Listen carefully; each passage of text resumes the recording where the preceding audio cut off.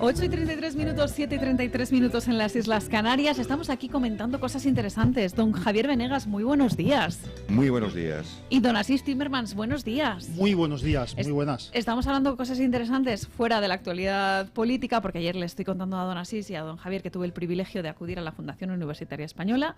Me invitó doña Carmen Álvarez Vela, a la que le saludamos cariñosamente desde estos micrófonos. Y la verdad es que es un auténtico privilegio. Poca gente conoce la Fundación Universitaria Española. La verdad es que tienen un auténtico, archivo, tienen patrimonio inmobiliario porque el edificio es maravilloso, pero el verdadero patrimonio es el intelectual que conserva entre sus muros. Tienen, un archivo increíble, entre otras muchas cosas tienen, es que me podría poner a citar he oído hablar de ella. ¿Ha oído usted hablar de ella? Sí. Tiene, aparte de que es una maravilla de edificio, tiene una biblioteca de más de 110.000 títulos y 140.000 volúmenes. Y tiene, desde el archivo de Campomanes hasta por ejemplo, el de la Segunda República en el exilio. Estuve hablando con Mabel, que es la responsable precisamente la responsable de la biblioteca, y la verdad es que me estuvo enseñando una serie de curiosidades. Sí. Qué maravilla. Y por ejemplo, tenemos, no el archivo, tenemos legajos de Rafael Rodríguez Moñino, que era uno de los bibliófilos más importantes del siglo XX y que es muy interesante. Y vamos a hacer y luego, aparte de eso, hay una actividad intelectual y en áreas desde historia, pedagogía, filosofía, teología, y además acogemos eventos de un nivel académico altísimo, sí. Qué importante es el pensamiento en nuestro país, ¿verdad? Que a veces vemos a los políticos tan alejados de la intelectualidad, en fin, o que se quedan en otros planos que son sumamente preocupantes, ¿no? Hay que pensar, hay que pensar, ¿verdad? Hay un esfuerzo, hay que hacer un esfuerzo por pensar. En el caso de Javier Venegas, él tiene que hacer esfuerzo por no pensar, porque si no consigue dejar de pensar. Es verdad, a través de Disidencia, por ejemplo, a través de las columnas en The Objective, el problema de Javier Venegas es todo lo contrario. Hay que apagar, ¿no?, el cerebro. Bueno, yo me acuerdo que dije aquello de está de moda pensar o pensar está de moda, y hubo alguna serie de burlas, ¿no? Es decir, ¿estás seguro de que pensar está? Yo creo que sí, se piensa. Lo que pasa es que hablan los que no piensan. Hablan mucho los que no piensan, o los que van a otras cosas que no es la cuestión de inteligencia. No, es que eso pasa mucho. Tenemos un montón de temas de actualidad encima de la mesa. Fíjense ustedes, han venido en un viernes en el que está pendiente la declaración de Begoña Gómez. En los tribunales tiene que acudir a las 10 de la mañana y creo que no la vamos a ver porque va a entrar en un coche y por el garaje. Tenemos encima de la mesa esos resultados del Reino Unido, que no sé si les ha sorprendido o no, me da la sensación de que no, pero vamos a analizar ese tema. Tenemos también pendiente la segunda vuelta de esas elecciones legislativas en Francia, que va a dar bastante que hablar, a ver cuáles son los resultados, pero sobre todo en España yo quería poner encima de la mesa el tema de la inmigración, que es algo que es sumamente preocupante para nuestro país. Saben ustedes que Vox durante mucho tiempo había demandado la presencia del ejército en las fronteras, pues para evitar, por ejemplo, que llegaran un montón de pateras, que en fin frenaran pues esos flujos migratorios directamente desde los países de origen, algo que había sido muy criticado, y de repente el Partido Popular ha decidido adoptar como suya esa medida y proponer ahora que sea la Armada la que vigile las fronteras. ¿Les ha sorprendido a ustedes ese cambio de posición del Partido Popular? No, ya lo hizo en las elecciones catalanas, casi en los minutos de descuento. Yo creo que sencillamente algún asesor le dijo, oye, mira, aquí hay unas décimas de voto y podemos intentar arañarlas. No hay una convicción. Lo de la cuestión de la inmigración como problemas, sobre todo la inmigración masiva de cierto tipo que todos conocemos, y la tendencia que tiene a aglutinarse, es decir, que no es una dispersa, mucho más dispersa, sino que tiende a aglutinarse. Allí donde aterrizan los primeros van los siguientes, hasta que llega un momento en que no se pueden integrar. Estaba viendo yo un documental hace poco que no es nada sospechoso de ser ultraderechista, porque es de esta francesa Arte, ¿no?, que suele hacer, y sobre el tema de la inmigración en Suecia. Es decir, una declaración que me pareció ya palmaria era la de un trabajador social sueco de origen iraquí. Un chico bien, un hombre educado, un hombre muy occidentalizado, si queremos decirlo así, que en un momento dado dice, no, yo soy iraquí, yo tengo mi origen iraquí, dice, pero yo mismo he percibido y me he dado cuenta que la inmigración que llegaba al ritmo que estaba llegando ya al vertiginoso ritmo que estaba llegando no era integrable. O sea, es decir, una persona que trabaja directamente atendiendo a ese problema. Es decir, no es un hombre con prejuicios, sino que se dedica a ayudar en estas cuestiones. Él mismo reconocía que el volumen y el ritmo era imposible de integrar. No es decir, no es que han fallado las políticas de integración. No, señor. Es que no había posibilidad de hacerlo a este nivel. Yo creo que, o sea, en un corto programa de radio, al final, ¿qué es lo que tienes que decir? Pues algo que creo yo, que pues que ayude al oyente, vamos, no pretendo yo ayudar a nadie, pues digamos a entender el problema y a pensar un poco, a pensar y a buscar información. Entonces, el problema con la inmigración es que solo oímos hablar de clichés. Ay, es que esto es ultraderechista, o es no sé qué, o es xenófobo, o tal. Bueno, entonces, ¿qué ocurre? Que no. Es decir, la economía y la política en gran parte es un sistema de incentivos. Entonces, no se está hablando nadie, quiero decir, sensato y civilizado, piensa que un inmigrante, ni siquiera que un inmigrante legal o ilegal, es mejor o peor persona, es más o menos persona. No se trata de esto, no se trata de esto. Se trata de que en España, si estableces un sistema de incentivos que lleva a la gente a incumplir la ley, eso crea un problema, crea muchos graves problemas, ¿verdad? Crea graves problemas en la población española, crea graves problemas en la inmigración legal, crea graves problemas en los inmigrantes ilegales, porque les estás incentivando a cometer ilegalidades, aparte de que atraigas, en parte, repito, solo en parte, a personas con antecedentes penales o con una cultura de violencia mayor o lo que sea. Pero hay gran parte que no, pero a la que por el sistema de incentivos que le das, es decir, el sistema de incentivos es, si incumples la ley te premio.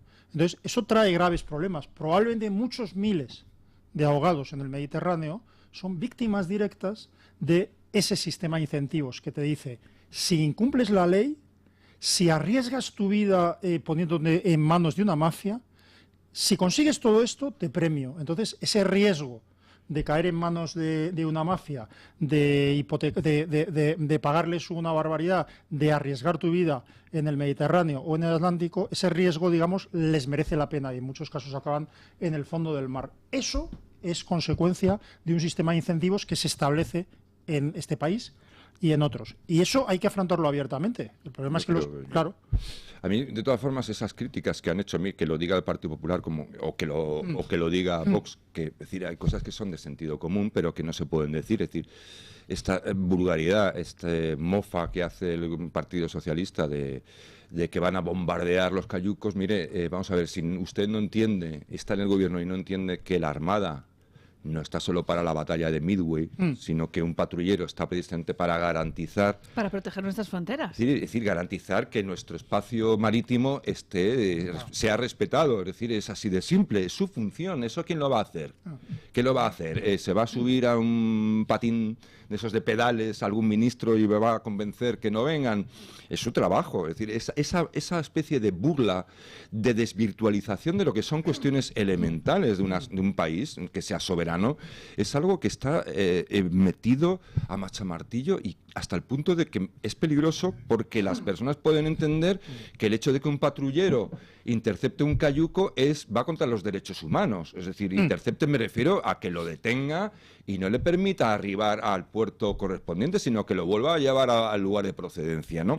Entonces, es así de simple. Es como decir, vaya por Dios, la policía vigilando, ¿no? La policía garantizando la seguridad. En este bar se bebe. Y vamos a llegar incluso a hacer detenciones a los delincuentes. ¿A dónde vamos a llegar? ¿No? Y además hay una banda de extremistas que pretenden hacer cumplir la ley, cosa intolerable. Claro. Sí, pero sobre todo, yo no sé si estáis de acuerdo, vamos, que esto creo que decírselo a Javier es una cosa que lo importante es que esté en el debate público tanto el reconocimiento del problema como la necesidad de tomar medidas ante él. Es decir, o sea, quien dice, con esta polémica que hay en los medios sobre si en las noticias se habla de la nacionalidad o no del agresor o del violador, etcétera. Esto es una cosa que, como decía Suárez, a nivel de calle, perdón, está superada. Es decir, colombianos o los marroquíes no tienen ninguna intención, que viven entre nosotros, no tienen ninguna intención de que se oculte el origen de los delincuentes cuando son de su propia nacionalidad, porque ahí lo que estás creando, si no, es una animadversión hacia todos los marroquíes o hacia todos los colombianos. No, no se trata de eso, se trata de reconocer un problema. Hay una inmigración ilegal, hay una parte de la inmigración ilegal que fomenta, que está asociada desde luego con un mayor nivel de delincuencia. Son datos irrebatibles. Entonces, si quieres ocultarlo, lo que crearás será xenofobia. No, hay que afrontarlo. Yo tengo amigos colombianos y venezolanos y también trato con algunos marroquíes, no tengo un amigo personal marroquí, etc. Quiero decir, la gente fundamentalmente son personas que intentan progresar, que tienen una familia, etcétera, ¿verdad? No, bien, eso lo piensa cualquier persona que seamos partidarios de afrontar el problema de la inmigración ilegal. Cualquier persona. Y ya está. Entonces, si no hay debate público, si cualquier cosa que dices en este tema se responde por parte del que tienes enfrente diciendo eres un xenófobo, eso es xenofobia, no se puede criminalizar, no se puede... No, si no criminalizo a nadie, vamos a afrontar un problema. No sé si se puede aquí citar otros medios. Hay un programa yo no lo veo nunca, aunque he visto alguna vez a su protagonista, el de Iker Jiménez, Horizonte. Que el otro día yo lo vi en el programa, pues sacó las cifras sobre los datos de delincuencia en relación con la población inmigrante, que no sé si estaban desglosados por inmigración ilegal, por nacionalidades, no lo sé. Creo que no se comenta. Iker Jiménez es gitano. Es de origen gitano. Sí, quiero decir que no me parece algo relevante, pero quiero decir que, claro, hay clichés sobre el pueblo gitano, es decir, él no los utiliza porque es que todos, antes de ser... ¿sabes? Que Jiménez es una de las expresiones, entonces yo no lo sabía tampoco, sí, de lo importante que es el concepto de libertad en el sentido individual, y en el sentido de que me es igual lo que tú seas en aspectos que son particulares o de origen o que tú no puedes escoger o tu preferencia sexual. Precisamente la libertad consiste, y la sociedad abierta en el buen sentido del término consiste en que esas diferencias desaparezcan. Es decir, que yo trate a Carmen conforme lo que es Carmen en conjunto, como persona. Exacto. Es decir, pues le gusta reír, le gusta tal, le gusta viajar, es una persona de fiar, es una persona que tal, es divertida, lo que sea. Es decir, sus cualidades que la construyen. No si es más alta o más baja, no si es amarilla, verde o marrón. La raza a la que puedo pertenecer, etcétera, etcétera. Eso es... Claro. Pero lo que estamos consiguiendo y lo que está consiguiendo la izquierda es precisamente justo lo contrario. Es racializar, ¿no? Es decir, que esas diferencias que no definen realmente o no deberían definir íntegramente a la persona de arriba a abajo, sino que son un aspecto más, se conviertan en elementos imprescindibles y además perfectamente visibles. Visibilizar, como dicen ellos. Claro. Es decir, te esclavizan a una condición que igual... Además, no puedes escoger, porque uno no elige dónde nace. Claro, crear colectivo. Es decir, o no elige su raza o su etnia. Entonces, esto es fundamental. Pero dicho esto, hay un aspecto que me gustaría decir mucho sobre la inmigración ilegal o el aluvión. Vamos a decirlo así. Es decir, el problema de la inmigración no es la inmigración en sí. A veces es por el tipo de inmigración. Vamos a ver, imaginemos una persona ya que no tiene 6 años, sino que tiene 18, 20 o más años, que viene de un lugar en el que la vida es dura, es difícil, y donde, por lo tanto, para sobrevivir, y donde hay una carencia, digamos, de ley o de presencia de la autoridad per se, ¿no? Es decir, sino que es un poco búscate la vida, que lleva toda su vida y se ha educado en la supervivencia, es decir, en tener incluso que hacer cosas que aquí serían delito o no serían aceptadas, pero que allí es, digamos, una cosa cotidiana porque es una cosa que hacen para sobrevivir. Está educado en eso, está educado en una serie de conductas que ha interiorizado, que no es decir, que es difícil ya que lo vean como raro. Y esas personas que vienen, de repente se encuentran aquí, en un entorno donde su forma de vida, que es la subsistencia y que permite una serie de licencias y de excesos, no digo barbaridades, pero de cosas que son molestas aquí o que son delito, entra aquí y tiene que adaptarse a que todo eso, que forma parte de su hábito, de su forma de entender el mundo, por ejemplo, engañar cuando hace un trueque o intentar, yo qué sé, pero el que haya estado fuera lo puede entender. Y de repente llega aquí. Es difícil, es difícil.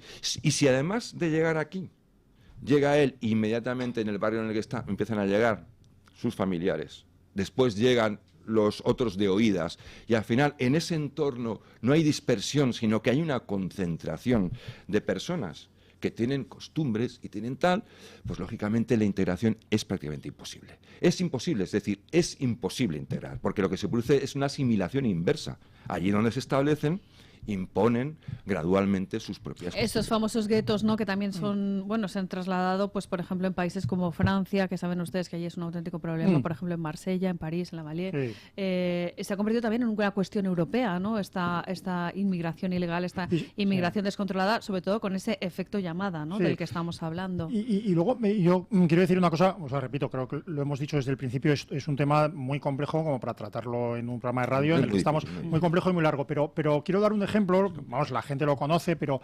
yo soy muy poco partidario de políticas de integración, en el sentido de que lo que hay que establecer es incentivos, digamos, a la integración. Y eso significa fundamentalmente que todas las personas, independientemente de su origen, cumplan la ley y tengan los mismos derechos y las mismas obligaciones. Quería citar, eso lo conoce mucha gente, bueno, yo que fíjate, todavía ya teníamos uso de razón. Bueno, yo por lo menos, no sé si don Javier, cuando sucedió la crisis de los Marielitos, no voy a contarlo, pues que es largo, pero fue un éxodo de miles de personas, de muchos miles de personas, que al principio espontáneo, que luego provocó Fidel Castro y que metió en esos barcos, en esos fugados de Cuba, para quitarse, literalmente vació cárceles de los peores delincuentes e incluso psiquiátricos de los peores enfermos mentales. Bueno, pues entonces la película Scarface, el protagonista es un Marielito. Bueno, lo peor, y llegaron cientos de miles no, pero de muchas decenas de miles a Miami. Curiosamente, 25 años después, esto fue en el año 80, se hizo unos estudios sobre cuál era la situación del Marielito, la situación media del Marielito en Estados Unidos, en Miami y en otros lugares de Estados Unidos. El Marielito medio era una persona de clase media alta que había progresado, que había establecido un negocio, que se había puesto a trabajar, etcétera, etcétera. ¿Por qué? Porque se había encontrado con unos incentivos que le habían animado, digamos, a cumplir la ley. Si tú de repente creas colectivos, que es lo que estaba diciendo Javier Venegas, la izquierda, bueno, el estatalismo en general, pero la izquierda no quiere conseguir que no se discrimine a los homosexuales. Quiere que sean un colectivo, quiere colectivizarlos. No quiere, por eso lo del colectivo LGTBI y cosas así, no quiere que los inmigrantes tengan los mismos derechos que... Bueno, un lenguaje que ha cogido el Partido Popular. Bueno, amigo. amigo. Lo llaman, es decir, es que claro, es una de cosa... hecho, se habla del colectivo, ¿no? El colectivo, sí, el colectivo. Que no sabes, que como si fuera un autobús. El colectivo, eso te el iba a decir, autobús de Buenos Aires, ¿no? El colectivo. Sí. Bueno, pero lo que quiero decir es que se trata de esto. Son personas. No existe, es el colectivo de abogados. Exacto. El defensor de los pleitos, ¿no? Ese colectivo. Yo fui abogado de joven guapo. Sí, los colectivos. No, pues mira, pues los inmigrantes no son... las personas tienen derecho. Es verdad que todas las personas son iguales en dignidad, iguales ante Dios. Esto es así. Ahora, incentivar el incumplimiento de la ley significa hacer un escaso favor a los que cumplen la ley y a las personas a las que incentivas para incumplir la ley. Y te digo, vamos a ver, lo que estás diciendo tiene una derivada que a mí me preocupa mucho.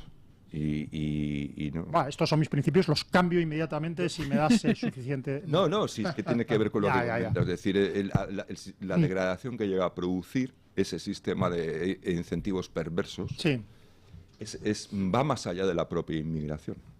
Explico, yo estuve también averiguando un poco cómo la situación en Gran Bretaña, que no sabía que era tan pavorosa.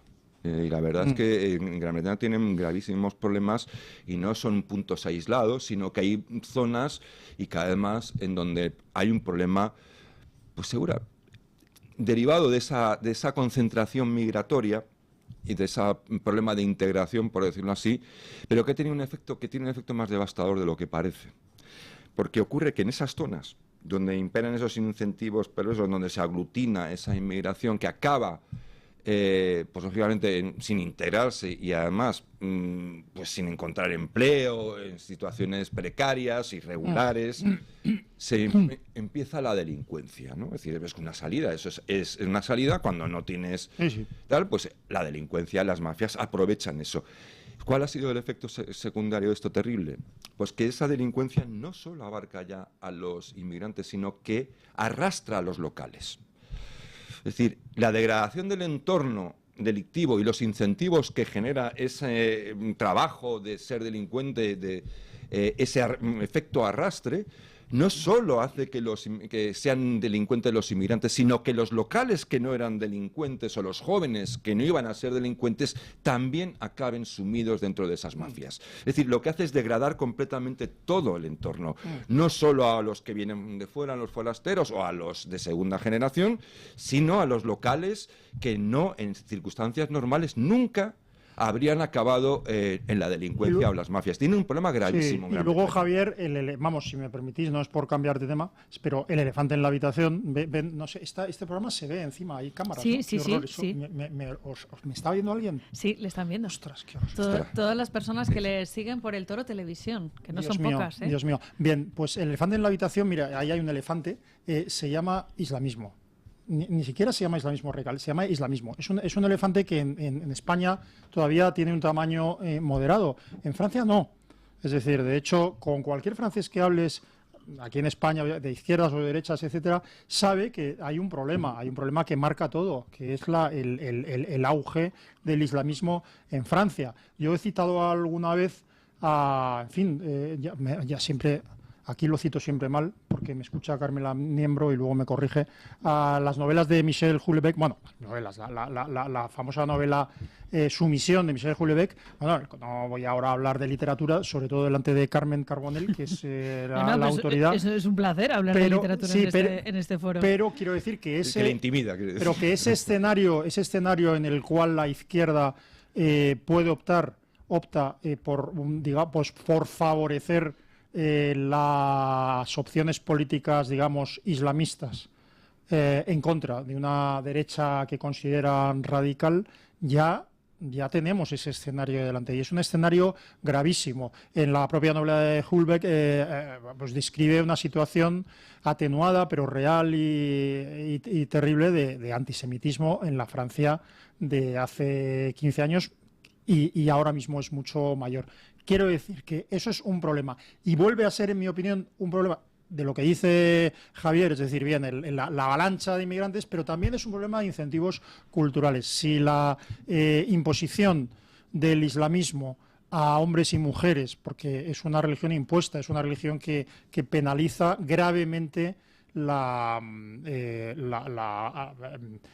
abjuración el abandono de la propia religión, es decir, si eso se incentiva, es decir, si es posible someter a hombres y a mujeres por parte del islamismo, llamémosle radical, pero si es posible someterlos y que las mujeres tengan que estar sometidas de determinadas formas, etcétera, si eso es posible en España, si hay una cultura y una ley y un entorno que lo permite, eso crecerá incontroladamente y será un problema grave. La concentración es un problema, porque en una sociedad, yo como vivo y hay venezolanos, una familia venezolana, otra puede ser argentina, luego hay españoles, es decir, hay una dispersión, hay una mezcolanza, pero hay una dispersión, es decir, nadie está ahí aglutinado con los suyos y el problema de la concentración y el Islam es tremendo, porque entonces las personas, y yo conozco casos, que quieren integrarse, que quieren de alguna manera, por así decirlo, occidentalizarse en algunas cuestiones. No significa que tiren el Corán a la basura, sino que simplemente pues una chica que quiera llevar vaqueros o que quiera no llevar el pelo cubierto y que simplemente quiera ir juntarse con otras amigas que no son islamistas, que pueden ser españolas, que pueden ser de cualquier otro lugar, y irse directamente a tomar un café, una Coca-Cola, una cerveza, a bailar. Y eso lo he visto yo con mis propios ojos. Cuando hay concentración, eso no es posible. Porque se produce un efecto de vigilancia. La comunidad, esa comunidad que impone su propia ley dentro de ese entorno.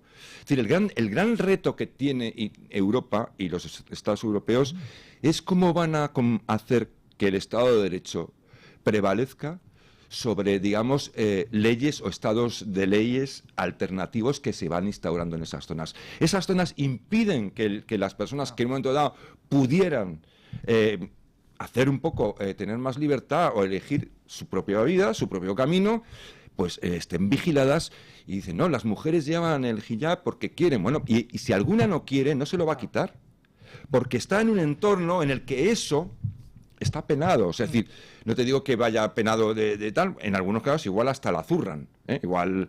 De hecho, hay dentro de la Sharia, entre comillas, se elogia a quien, entre comillas, reparte justicia. Digo entre comillas porque es lo que ellos dicen, ¿no? Cuando de repente amonestan a una mujer que no viste con pureza, ¿no? Con esa pureza que ellos entienden que es cubrirse incluso el cabello, ¿no? Sí. La versión... Perdona, si ya termino. Sí. Eso cuando está concentrado, cuando estás en la tribu no se mezcla, no se dispersa, eso es una ley de hierro. La versión clásica de ese incentivo, del que hace justicia, como dices tú, en el Islam, es que se le premia, se le reconoce y además se le recuerda que le están esperando las 70 y tantas juríes en el paraíso, ¿no? La versión moderna y más socialista del tema consiste en que con nuestros impuestos, organizaciones como Hamas o como Hezbollah, y como la Autoridad Nacional Palestina incluida, le paga por matar a la familia o al asesino mismo. Es decir, cuando un asesino islamista en Palestina asesina a un hombre, a una mujer y sobre todo si asesina a niños, su familia recibe unas cantidades de las que estamos hablando aproximadamente entre 300 y 400.000, el equivalente a 300 o 400.000 euros, y tiene la vida asegurada gracias a haber asesinado, por ejemplo, a 3 o 4 niños. Es por lo que en muchas ocasiones se habla de cómo están llamando, ¿no?, al terrorismo directamente a todas esas personas que se erigen en Oriente Medio pues como justicieros, ¿no?, y que acaban, pues como decimos, asesinando a mujeres, a niños, y además con cifras que encima son públicas. O sea, está ya reconocido, ¿no? Cuánto vas a percibir, cuál va a ser la ayuda, la subvención. Creo para tu recordar familia. que le llaman, que tiene el nombre, no sé si oficial, de Pay for Blood. Así, no se cortan, ¿no? Directamente dicen, pues es el pago de la sangre, ¿no? Que es una cosa realmente sorprendente. En fin, son las 9 de la mañana, las 8 en las Islas Canarias. Vamos a hacer una pausa publicitaria y a la vuelta tenemos la entrevista del día. Vamos a hablar con alguien que conoce muy de cerca las fiestas de San Fermines y que ha estado en el Ayuntamiento de Pamplona. Luego verán por qué les cuento esto.